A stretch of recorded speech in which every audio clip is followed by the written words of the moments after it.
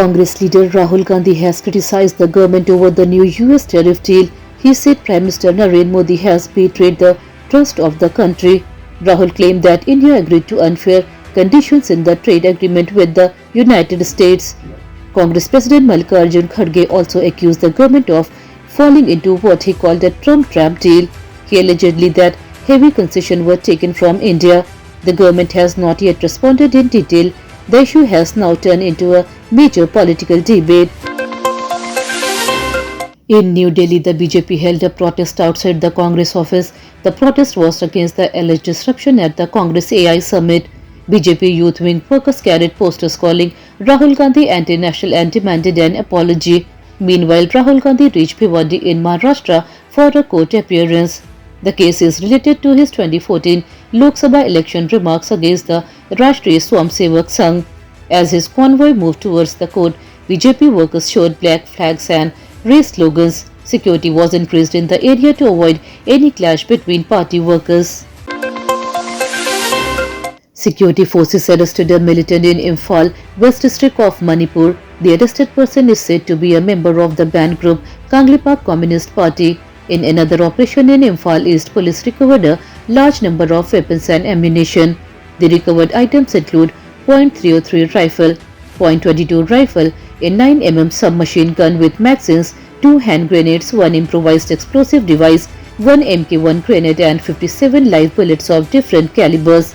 Police said search operations are continuing to stop illegal arms movement in the state. President of Brazil Lula da Silva received a ceremonial welcome at Rashtrapati Bhavan in New Delhi.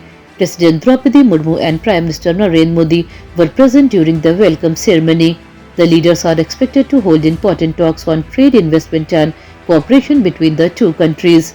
Several trade agreements may be signed during the visit. Officials said the meeting will strengthen India's-Brazil relations and boost economic partnership.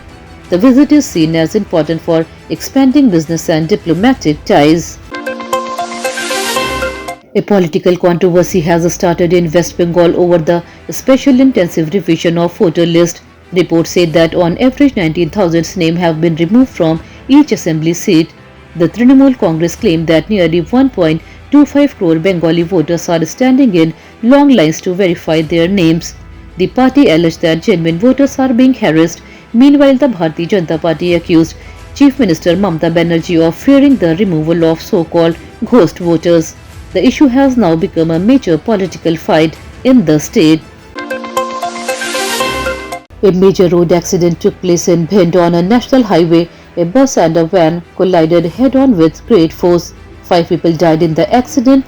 The vehicle were badly damaged and parts were scattered on the road. Several passengers were trapped inside the van after the crash. Local people and police rushed to the spot and helped rescue the injured. 6 people are reported to be in serious condition and have been admitted to the hospital. Police have started an investigation into the cause of the accident. The NASA has admitted that astronaut Sunita Williams being stuck in space was a dangerous situation.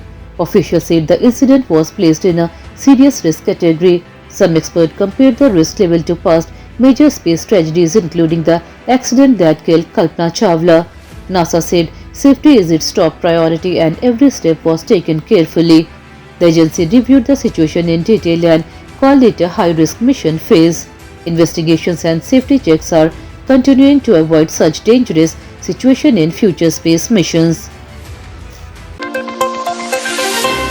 US President Donald Trump announced a new 10% global tariff on all countries. This decision came just 3 hours after the US Supreme Court cancelled his earlier tariff order, calling it illegal.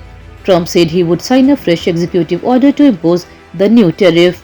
The move may affect global trade and international markets. Many countries are closely watching the situation.